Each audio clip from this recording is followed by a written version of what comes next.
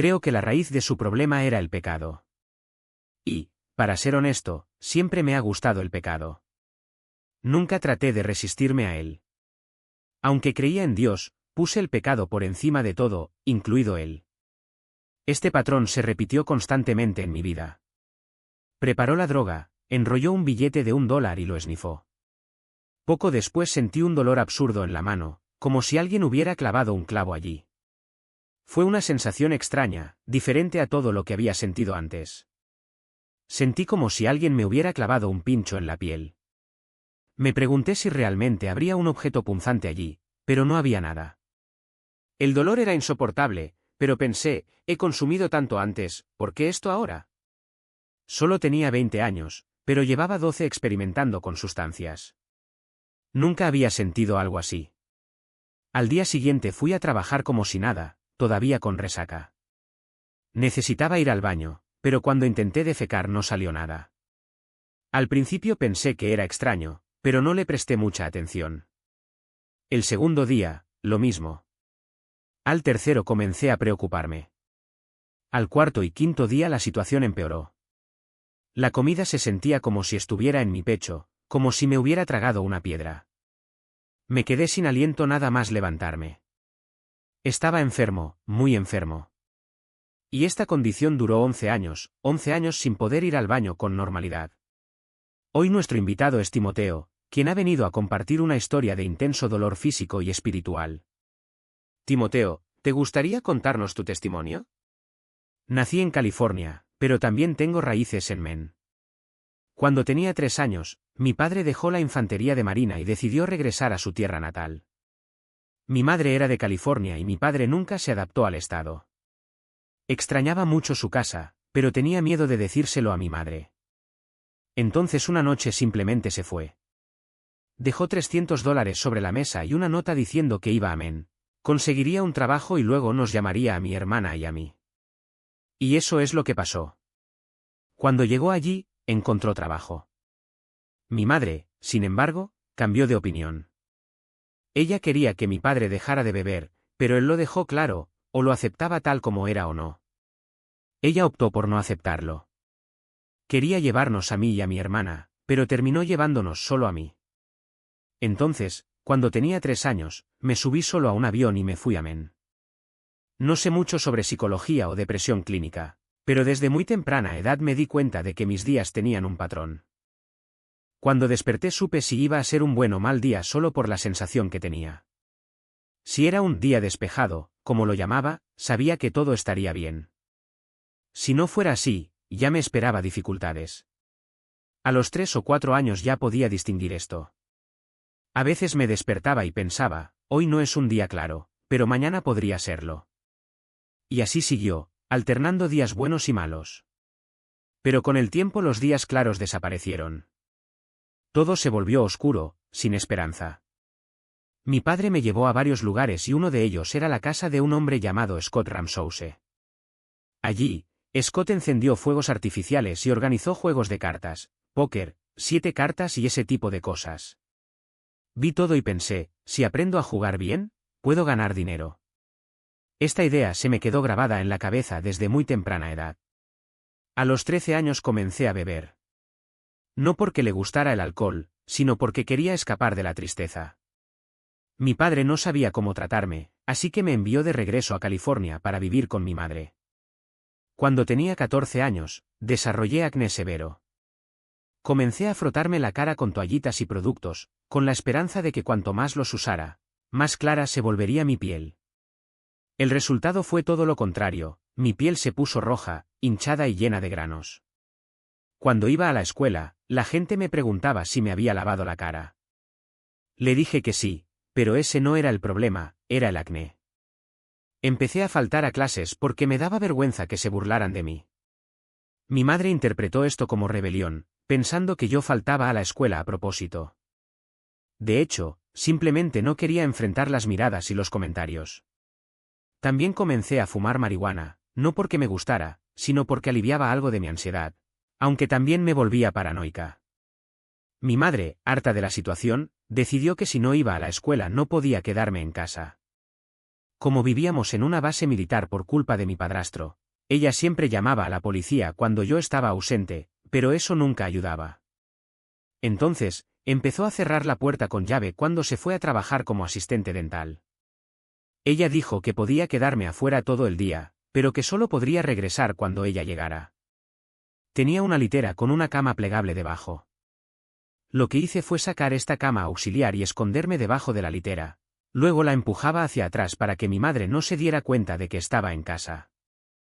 Ella iba a trabajar pensando que yo había salido a la calle, pero yo me quedaba ahí, escondido, haciendo lo que quería. Cuando faltaban unos minutos para las 3 de la tarde, salía y regresaba como si hubiera estado fuera todo el día. Hasta que un día se enteró. Intentando quedarme callado terminé haciendo ruido y ella se dio cuenta. Él comenzó a jalarme, tratando de sacarme de allí, mientras yo me resistía, tratando de esconderme. Clase, donde las actividades eran tan básicas que incluso a mí me daba vergüenza estar allí. Pero era mejor que afrontar la presión de intentar seguir el ritmo de algo que, en ese momento, parecía imposible. Fingí no entender las instrucciones, meneé la cabeza como si las palabras fueran un rompecabezas indescifrable, y los profesores, sin cuestionarme, me dejaron allí, entre los que realmente necesitaban ayuda. El Icon era un lugar donde el tiempo parecía no pasar nunca. Las reglas eran estrictas, colas para todo, silencio obligatorio durante las comidas, apagado de las luces a las 9 de la noche. Cualquier desviación era castigada con tareas extra o aislamiento. Intenté adaptarme, pero cada día sentía más ira creciendo dentro de mí. Los otros niños, la mayoría mayores y con peores historias que la mía, se burlaban de mí. Algunos querían ponerme a prueba, ver si era débil. Respondí de la misma manera, porque sabía que si mostraba miedo, me tragarían. Una tarde, durante el recreo, uno de ellos me arrinconó cerca de la pared. Era más grande, más fuerte y tenía una cicatriz en el rostro que hacía que cualquiera se lo pensara 2 veces antes de enfrentarlo. «Eres nuevo aquí, ¿verdad?», dijo, empujando mi hombro. «Tendrás que aprender a respetar las reglas». No retrocedí. «¿Qué reglas?», pregunté, mirándolo. Él se rió, pero había algo en mi mirada que lo hizo dudar. No lo golpeé primero, pero cuando me atacó, me defendí. No fue una pelea justa, nunca lo es en estos lugares. Pero era rápido y, aunque estaba delgado, sabía dónde golpear para hacer daño. Cuando llegaron los monitores estábamos los dos en el suelo, sangrando, y la culpa la asumí yo. Después de eso, las cosas empeoraron. Me aislaron durante 3 días, sin nada más que una cama de cemento y una ventana demasiado alta para ver el cielo. En la oscuridad, pensé en mi madre, en lo enojada que debía estar, en cómo lo había arruinado todo. Pero también pensé en cómo, de alguna manera, había sobrevivido hasta aquí. No era la vida que quería, pero era la única que conocía. Cuando salí del aislamiento, me dijeron que me transferirían a un nuevo grupo dentro de Helicon. No fue un ascenso, fue una advertencia. Me metieron en un dormitorio con los peores casos, aquellos que ya habían pasado por todo y no tenían nada que perder. Su líder, un niño llamado Darius, me miró de arriba abajo el primer día y me dijo, o obedeces o desapareces. No obedecí. Y así fue como comencé a comprender que en lugares como ese la única regla que importaba era la propia. Restaurante. Trabajó como ayudante de cocina, lavando platos y limpiando mesas. La paga no era mucha, pero era suficiente para comprar mis propias bebidas y no depender de Tony o Ken para mantenerme. Y así fue como las cosas empezaron a cambiar. Al principio era solo un trago aquí, otro allá, solo para sentirme parte del grupo. Pero pronto se convirtió en una rutina. Después del trabajo, nos reuníamos en la casa de Tony, jugábamos a las cartas, bebíamos y fumábamos. No me gustaba el sabor de la cerveza, pero sí la sensación, esa ligereza, ese olvido. Fue como si, por primera vez, pudiera relajarme. En el Icon todo estaba controlado, cuándo comer, cuándo hablar, cuándo dormir. Afuera no sabía qué hacer con tanta libertad. Así que me llené la cara. La primera vez que bebí hasta desmayarme fue un sábado por la noche. Me desperté al día siguiente en el sofá de Tony, con la cabeza palpitante y la boca seca. Ken se reía de mí y decía que había intentado cantar una canción de Nirvana y me había caído en medio de la habitación. No recordaba nada. Pero en lugar de asustarme, me hizo sentir aliviado. Por primera vez en años, no estaba pensando en reglas, en informes de comportamiento, en cómo complacer a los consejeros. Yo simplemente existí. Por supuesto, las cosas no tardaron en salirse de control. Empecé a faltar al trabajo, a llegar tarde y a olvidarme de las citas. Mi padre entendió, pero no supo cómo tratar conmigo. Intentó hablar, pero yo solo respondí con murmullos o salí de la casa. La escuela era una pesadilla, no podía concentrarme. Las clases parecían irrelevantes después de todo lo que había experimentado. Los profesores me miraron con lástima, como si fuera una causa perdida.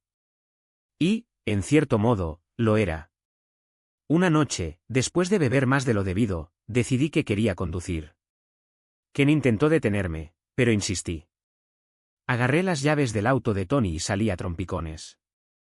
No recuerdo muy bien lo que pasó después, solo sé que me desperté al día siguiente en la comisaría, con un policía mirándome con cara amigable. Mi padre tuvo que recogerme. No gritó, no me maldijo, simplemente permaneció en silencio en el auto, mirando al frente, como si ya no supiera quién era yo. Fue entonces cuando me di cuenta de que estaba repitiendo un patrón. En el Icon había aprendido a fingir, a decir lo que querían oír para sobrevivir. Por ahí yo estaba haciendo lo mismo, solo que con el alcohol y las malas decisiones. La diferencia era que, en el Icon, yo tenía un objetivo, salir. Ahora ya no sabía lo que quería. Simplemente sabía que no quería volver a ser ese niño asustado, encerrado en una habitación, escribiendo informes sobre otros para obtener privilegios. Pero la vida no es como un programa de rehabilitación. No tienes un manual, no tienes un consejero que te diga qué hacer. Cometes errores, haces las cosas bien, a veces, solo te das cuenta de que estabas en el camino equivocado cuando ya es demasiado tarde. Y estaba en el camino equivocado. Simplemente no sabía cómo salir de esto. El restaurante seguía ahí, uno de esos lugares que solo funcionan porque es el único en la zona. Trabajaba allí y mi cara se había vuelto un desastre con el acné. Un día tomé unas pastillas de pseudoefedrina sin siquiera saber por qué. No fue por la gripe, no fue por nada, simplemente lo contraje y lo tragué. Cuando el medicamento hizo efecto, el enrojecimiento y la hinchazón desaparecieron, dejando mi piel con un aspecto pálido y uniforme. Fue como si alguien hubiera apagado el fuego bajo mi cara. Tenía un conocido, un tipo que vendía una medicina más fuerte, de esas verdes, con máxima concentración. Ya no la venden porque la gente empezó a usarla para hacer metanfetamina. Pero en ese momento era solo cuestión de tomarla y tomarla. Y lo tomé. Todo lo que hizo falta fue un puñado para que tu piel mejorara. Y pronto la gente en el trabajo empezó a preguntar, ¿te lavaste la cara, hiciste algo diferente, te ves bien hoy? Solo pensé, no, solo tomé mucha medicina. Fue incómodo, pero valió la pena. Al menos durante unas horas no parecía un monstruo. Fue allí donde conocí a Skill, una chica pálida, y a ella, una extraficante de éxtasis. Trabajaba en Mi Jobs, un pequeño bar que ganaba entre 50 y $120 en propinas por noche. Nunca pasaba de 120, normalmente oscilaba entre 50 y 70. Ella vendía cada pastilla de éxtasis por $25, así que yo siempre tenía dinero. Y si tomaba éxtasis, además de sentirme sociable, como si finalmente pudiera hablar con la gente sin parecer un extraño, la droga también controlaba el enrojecimiento y la hinchazón de mi cara. Era como matar dos pájaros de un tiro, confianza y una piel decente. Empecé a usarlo con frecuencia y pronto desarrollé una adicción.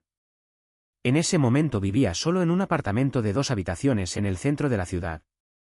Hoy, en 2024, ese mismo lugar probablemente costaría $3 o $4 mil mensuales, pero en ese momento era asequible.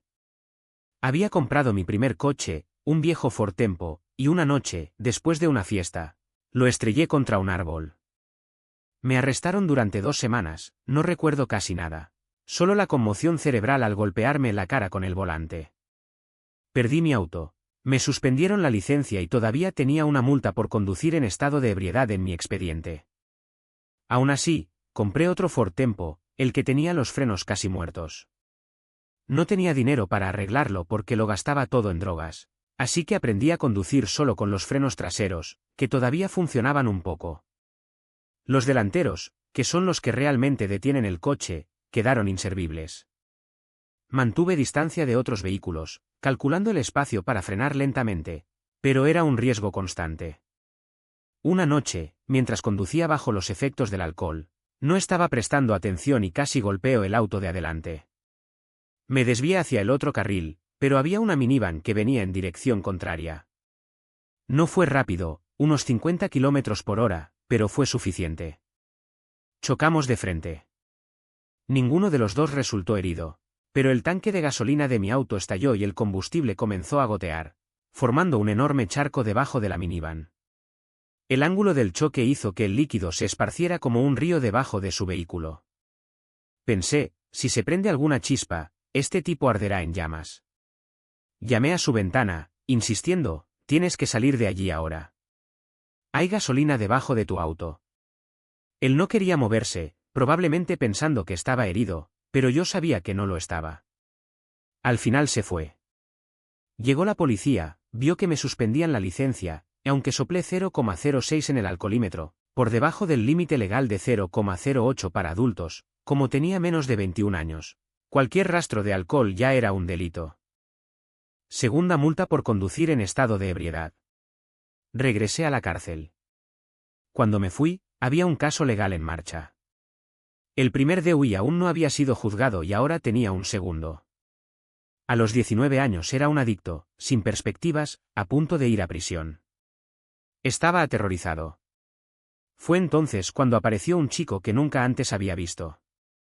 No recuerdo exactamente cómo se acercó a mí, pero sabía quién era yo, o al menos sabía que consumía drogas, que me gustaba divertirme. Se acercó y dijo, tengo lo que necesitas. ¿Hay algún lugar al que podamos ir? Respondí que sí, que estaba en una habitación de hotel, pero que no podía quedarme mucho tiempo porque mis amigos estaban allí. Fue una mentira. Estaba sola, pero no quería que pensara eso, por miedo a lo que pudiera pasar. Él vino conmigo de todos modos. Tan pronto como entramos a la habitación, lo primero que dijo fue, sabía que estabas solo aquí. Estaba confundido. ¿Cómo lo supo? En la habitación solo había una cama. Me ofreció metanfetamina y quería quedarse allí, pero yo solo quería que se fuera. No estaba en un buen momento, deprimido, sin rumbo, sin creer en nada. De hecho, mi mayor problema fue el pecado. Me gustaba el pecado, no podía resistirlo. Aunque era cristiano, aunque oraba, aunque creía en Jesús, siempre cedía a la tentación. Puse el pecado por encima de Dios y esto se repitió en mi vida como un patrón. Pero Dios nunca me abandonó. Incluso en momentos en los que no me daba cuenta, Él estaba allí. Mirando hacia atrás, estoy seguro de eso. Si crees que Dios no está contigo ahora, espera 5 años y reflexiona. Verás que Él nunca te ha abandonado, especialmente cuando lo buscas con el corazón. Cuando empezamos a tomar malas decisiones, no deberíamos sorprendernos si suceden cosas malas. Dios a veces nos permite pasar por dificultades para llamarnos a regresar. Deja las 99 ovejas a salvo para ir tras la que se perdió. En esa habitación del hotel, solo, tomé la droga, la trituré y la preparé. Tomé el billete de $1 y seguí mi camino. Inmediatamente después de oler, no recuerdo si era la mano izquierda o la derecha. Usaré la derecha como ejemplo, pero apenas terminé sentí un dolor absurdo en la mano. Era como si alguien hubiera clavado un clavo allí y luego lo hubiera golpeado con un martillo, rápido y fuerte. Me dolió tanto que casi grité. Con el tiempo, el dolor desapareció, pero seguí pensando, he consumido antes, tengo 20 años, nunca había sentido algo así. ¿Qué está pasando? Al día siguiente fui a trabajar como si nada, todavía con resaca. Necesitaba ir al baño, pero cuando lo intenté no salió nada. Extraño, pensé, pero debe ser solo una molestia pasajera. Regresé al trabajo con malestar estomacal. En esa cafetería daban comida gratis a los empleados, así que comía bien, hamburguesas, patatas, todo lo que tenía derecho. Pero fueron pasando los días y no pude evacuar. Al tercer día comencé a preocuparme. En el cuarto, en el quinto, la preocupación se convirtió en desesperación. Seguí comiendo normalmente, pero mi cuerpo simplemente no respondió. Mi estómago se hinchó, lo sentía pesado, como si estuviera embarazada. La sensación era que algo andaba muy mal. 2 semanas después, estaba con mi amigo Nate, que vendía marihuana. Fumamos un porro y la paranoia de la hierba mezclada con el miedo real de lo que me estaba pasando me hizo entrar en pánico. No he ido al baño en 2 semanas, dije, casi llorando. Algo anda mal. Tienes que llevarme al hospital ahora. Me llevó a urgencias. Los médicos no sabían que había consumido cocaína, no les conté nada sobre mi carrera. Me hicieron un examen, me pusieron un enema y finalmente pude evacuar el intestino delgado. No fue mucho, pero fue suficiente para aliviarme. Salí de allí pensando, todo estaba en mi cabeza. Se acabó. Pero no sucedió. 2 días después, el problema volvió. Y así fueron pasando las semanas. Seguí comiendo normalmente, pero no salió nada. Pasó un mes entero sin poder ir al baño. Hoy, mirando hacia atrás, creo que aquello fue un ataque espiritual. No sé cómo explicarlo de otra manera. El enemigo quería destruirme y de alguna manera logró alterar mi cuerpo. Después de un mes, me di cuenta de que necesitaba cambiar algo. Decidí dejar de comer durante el día.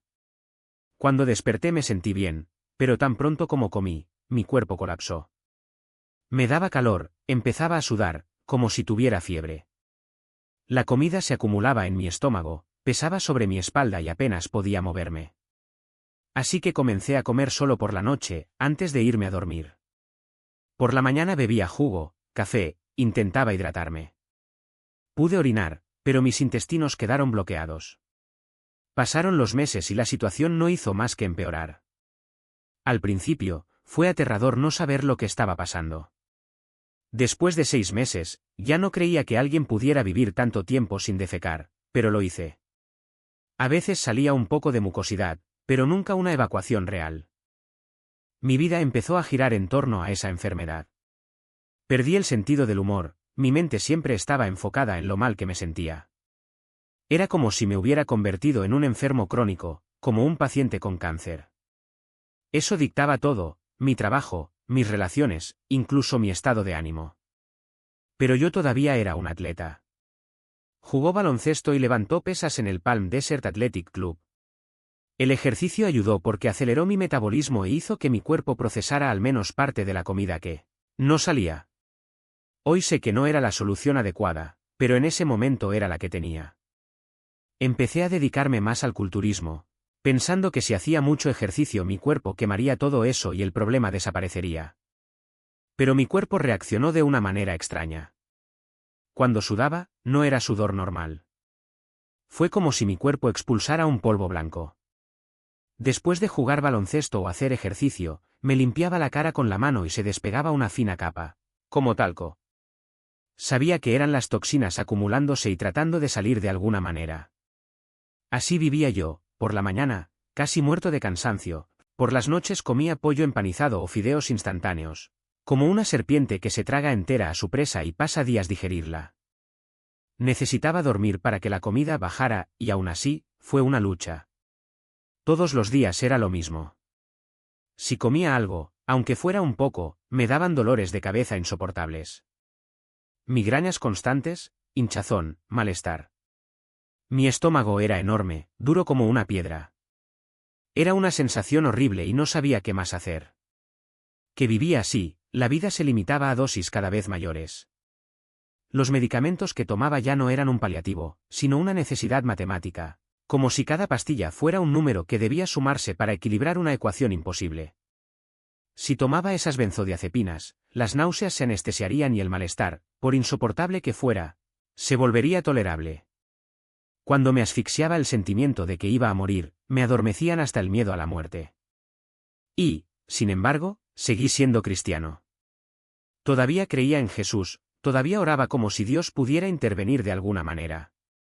Así que seguí este ciclo, beber por la mañana, comer tarde por la noche, dejar que la comida se arrastrara por mi cuerpo como un peso muerto. Fue en ese momento cuando descubrí el juego. Con $20 en el bolsillo, entré por primera vez a un casino. Empecé a jugar al póker como si fuera un trabajo, una profesión. Mi rutina se convirtió en una peregrinación entre salones de apuestas, desde Hawaiian Gardens, en Los Ángeles, hasta el Bicycle Club, y luego hasta Ocean Eleven, en Oceanside.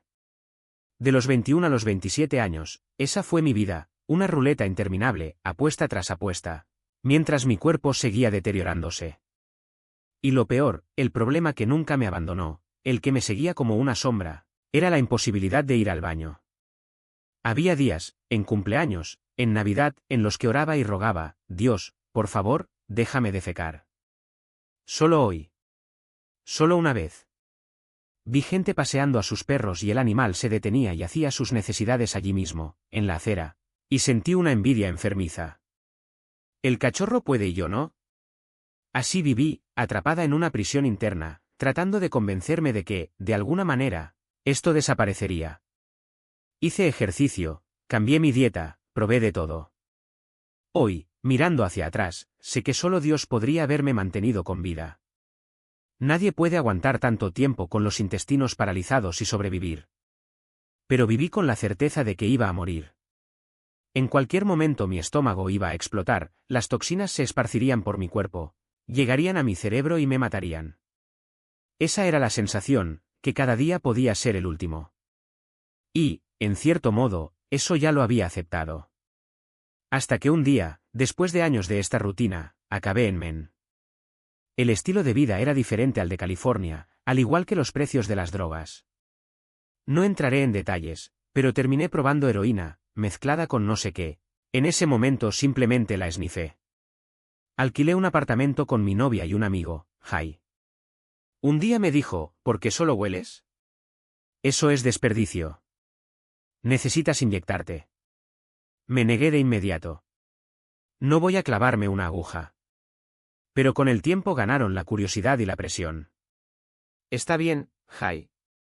Si realmente crees que lo estoy desperdiciando, cierra los ojos y hazlo tú mismo. Veamos cómo te va. Él lo hizo. En 5 segundos estaba hecho. Cuando abrí los ojos, entendí lo que quería decir. Tenías razón. Esa es otra cosa. Y así, en un abrir y cerrar de ojos, me convertí en consumidor de drogas inyectables. A partir de entonces todo cambió. Cuando empiezas a inyectarte, nada más importa, la familia, el dinero, el futuro. Lo único que existe son las drogas. Y, cuando termina, lo que queda es la abstinencia, un dolor que te paraliza, que te hace olvidar todo, menos cómo ponerte la siguiente dosis. Mi vida volvió a ser lo que siempre fue, una lucha desesperada por sobrevivir. Sin dinero, comencé a cometer delitos, robos, delitos menores. Cualquier cosa que me garantizara lo suficiente para la siguiente solicitud. Fui de ciudad en ciudad, dejando un rastro de problemas detrás, hasta que, inevitablemente, fui atrapado. Entonces comenzó la fase carcelaria. Dejé uno, cumplí 90 días, volví a la calle y en cuestión de horas volvía a consumir. Cada vez que me arrestaron, leí la Biblia, me entregué a Dios, hice planes para cambiar. Dentro de la celda, mi fe parecía inquebrantable. Esta vez será diferente, pensé. Pero tan pronto como me fui, fue como si el mismo diablo hubiera enviado a sus mensajeros a esperarme en la puerta. A veces eran personas que ni siquiera conocía, ofreciéndome drogas como si supieran exactamente lo que necesitaba. Y me caí. De nuevo. Y otra vez. En uno de estos arrestos, recibí una sentencia de 9 meses. Hacía 11 años que no podía ir al baño con normalidad. 11 años de dolor, hinchazón, malestar que no daba tregua. Claro, a veces había pequeñas deposiciones, pero nada que realmente me aliviara. El dolor físico era insoportable, pero el dolor mental era peor. Era como conducir a 200 km/h sin cinturón de seguridad, sabiendo que, en cualquier momento, el coche iba a volcar y yo iba a morir. Ese sentimiento no me abandonaría. Hoy podría ser el día.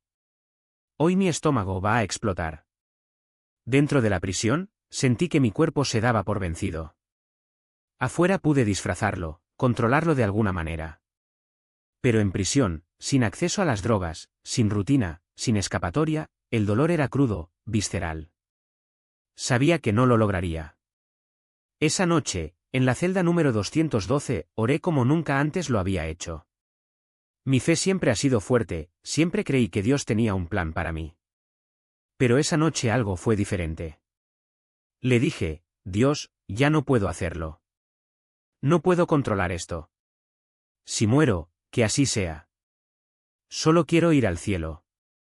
Solo quiero que me perdones. No puedo soportar más este peso.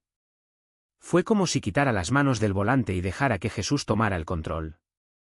Y por primera vez en años, cedí por completo. Me quedé dormido con los ojos ardiendo, un efecto secundario de la presión constante sobre mi cuerpo. Estaban rojos, inyectados en sangre, como si siempre estuviera drogada, incluso cuando no lo estaba. Pero esa noche soñé. Y no fue un sueño cualquiera. Y en el sueño vi a Jesucristo. Llevaba una túnica blanca y brillaba como el sol. Había escuchado muchas historias como esa, miré canales de testimonios. Busqué informes de otras personas que habían soñado con él. Pero ahí, en ese momento, no era una historia más. No fue como si pensara, oh, es Jesús. Eso es genial. Fue diferente. Sabía que era él. Y él me conoció. Lo reconocí como mi padre, pero no un padre terrenal, de esos que cambian pañales y regañan. Era el Padre Celestial, como dicen en las iglesias. Ese sentimiento de pertenencia, de amor que no necesita palabras. Nos comunicamos, pero no hablamos. Era como si nuestros pensamientos se encontraran en el aire, sin necesidad de sonido. Él sabía exactamente quién era yo y yo sabía exactamente quién era él. Y estaba esa sensación de que él estaba arriba, elevado, como cuando cantamos Santo, Santo, Santo, y sentimos que Dios está en un lugar más alto. Jesús estaba así, cerniéndose sobre mí. Yo estaba a la altura de su manto, mirando hacia arriba, tratando de acercarme. Mucha gente dice que nadie puede ver a Jesús, que moriríamos si lo viéramos. Pero no fue así. Cuando digo que lo vi, no fue como mirar a una persona normal. Era como intentar mirar fijamente al sol, sabes que está ahí, sientes el calor, la luz, pero no puedes fijar la vista. Fue así. No podía ver su rostro claramente, pero sabía que era él. Y él me miró, todavía, mientras yo intentaba acercarme. Como un hijo que hace años que no ve a su padre y solo quiere acercarse, tocar, sentir que está ahí. No pensé en curarme. No pensé, Jesús me va a librar del estreñimiento. Solo quería estar cerca de él, como si ese fuera el único lugar al que realmente pertenecía. Extendí la mano y toqué el borde de su manto. Él me sonrió. No sé cuánto duró el sueño, podrían haber sido segundos, minutos, pero fue intenso, abrumador. Me desperté en la celda 212, tal vez a las 3 de la mañana, tal vez más tarde. El reloj no importaba. Lo que importaba era que quería volver a ese sueño, como si pudiera volver a sumergirme en su presencia y quedarme allí para siempre. Intenté dormir otra vez, esperando que él me dejara regresar. Pero no volví al sueño. Me desperté por la mañana con una sensación extraña, como si algo hubiera cambiado. En el espejo de la prisión, esos espejos sucios y rayados que apenas reflejan, traté de ver mi cara. Mis ojos siempre estaban rojos, inyectados en sangre, como si estuviera drogado. Pero esa mañana hubo algo diferente. Una blancura para ellos, un brillo que no reconocí. Esto es nuevo, pensé. Y entonces me di cuenta, había ido al baño. No fue un alivio cualquiera, fue una evacuación intestinal real, del tipo que no había tenido en años. En prisión, la rutina se resintió. Levantarse a desayunar ya era un esfuerzo, como si mi cuerpo pesara toneladas. Pero ese día me sentí ligero. Era él, pensé. Jesús me bendijo. No fue solo un sueño. Fue una señal. Los primeros días pensé que era suerte. Dios me dio alivio, me dije. Pero cuando sucedió lo mismo al día siguiente, y al día siguiente, comencé a sospechar. Después de una semana, ya no era una coincidencia. Después de las 2, ya no había ninguna duda, me había curado. No fue solo un bonito sueño. Fue un milagro. Y no un milagro cualquiera, fue como la historia de la mujer con hemorragia. La que tocó el borde del manto de Jesús y fue sanada instantáneamente. 12 años de sufrimiento por ella. 11 para mí. La misma fe, el mismo toque, la misma curación. Esto me hizo entender una cosa: la Biblia no se equivoca. La gente puede discutir sobre las traducciones, cuestionar los detalles, pero los milagros suceden de todos modos. Dios no cambia. Lo que hizo en el pasado, lo hace hoy. Y allí, en mi celda, tenía la prueba. Mi fe explotó. Ya no era esa fe tímida, llena de dudas. Fue puro fuego. Empecé a contárselo a todo el mundo, a leer la Biblia con otros ojos. Mi mente estaba clara, mi cuerpo ligero. Todo parecía posible. Y entonces, un día, mientras leía sobre Pablo y Silas en prisión, como los ángeles los liberaron, se me ocurrió una idea: si Dios entró en una celda y me sanó de una enfermedad que me había atormentado durante años, ¿por qué no podía sacarme de aquí? Faltaban unos 2 meses para que terminara mi condena. 60 días. Y comencé a orar: Señor, si hiciste esto por mí, ¿por qué no me liberas? Ya no se trataba de estreñimiento. Se trataba de libertad. Sobre una nueva oportunidad. Y realmente creí que él respondería. Un día, mientras escuchaba a Beth Moore en la radio, me invadió una certeza: Dios no me trajo aquí para predicar. Me trajo a descansar. Y ahí, en ese momento, todo cobró sentido. Durante 11 años, mi vida había sido una carrera de ratas, entre enfermedad, adicción y prisión. Nunca había parado. Nunca había respirado. Nunca había dejado que Dios simplemente me llevara. Aquella celda, con su espejo limpio, su baño decente y hasta la comida de verdad, no fue casualidad. Fue un regalo. Un lugar donde finalmente podría bajar la guardia.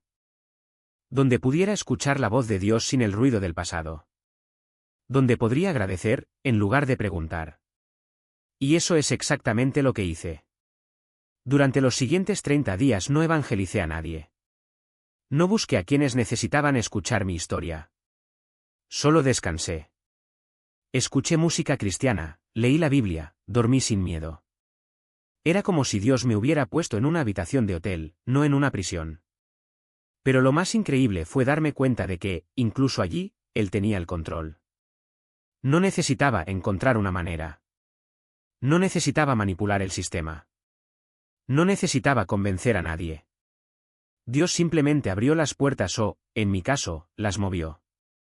Me llevó de un lugar sucio y ruidoso a otro, donde incluso las pequeñas cosas, como un par de zapatillas limpias o una radio que captaba 4 estaciones cristianas, eran señales de su cuidado. Y cuando Beth Moore dijo esas palabras: Dios quiere que sepas que lo que te pasó es real. No volverá.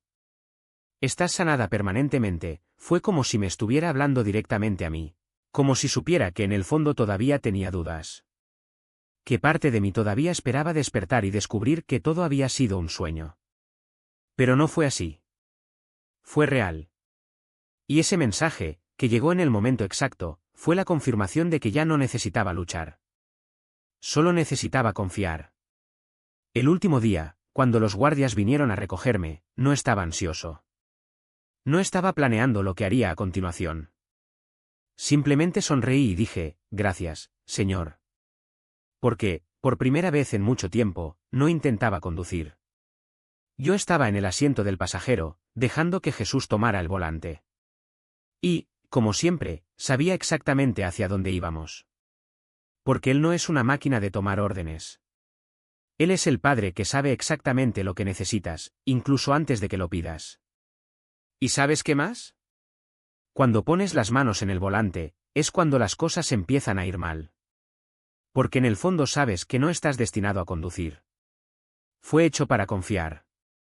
Fuiste hecho para descansar en el asiento del pasajero y dejar que él trazara la ruta. He tratado de tomar el control muchas veces, en las recaídas, en las dudas, en los momentos en los que pensé que sabía cuál era el mejor camino. Pero cada vez que hacía eso, terminaba topándome con algún obstáculo. No porque Dios me abandonó, sino porque insistí en tomar su lugar. ¿Recuerdas cuando hablé de la prisión de Men? Así es. Salí de allí con la certeza de que Dios tenía un plan, pero aún así, dejé que el miedo me llevara. Pensé que si desobedecía, la enfermedad volvería. Que si flanco todo se derrumbaría. Y cuando esa medicina me provocó estreñimiento, mi primer pensamiento fue, esto es un castigo. Dios me está recordando quién está a cargo. Pero no fue así. Fue solo un efecto secundario. Y Dios, en su infinita misericordia, incluso usó una conversación en un bazar para mostrarme esto. Una enfermera estomacal, surgida de la nada, enseñándome a beber jugo de ciruela de la manera correcta. No un vaso, ni dos, sino una botella entera. Y funcionó. No fue un gran milagro, de esos que abren los cielos. Fue un pequeño milagro, de esos que solo notan los que están atentos. Pero fue Dios diciendo, todavía estoy aquí. Incluso en las cosas que crees que no tienen nada que ver conmigo. Y luego vino el sueño con el vaso. Un vaso de prisión, lleno de drogas, girando como un tornado. Grité a Jesús, segura de que me iba a destruir. Pero cuando las drogas, ahora convertidas en lava, me golpearon, no pasó nada. Sin dolor, sin quemaduras. Solo paz. En ese momento no lo entendí. Solo años después, cuando llegó la recaída, Dios me mostró el significado. Te dejé pasar por esto, pero no dejé que te consumiera. Pudiste haber muerto, pero no lo dejé. ¿Y sabes qué es lo más loco? Incluso después de todo, todavía dudaba.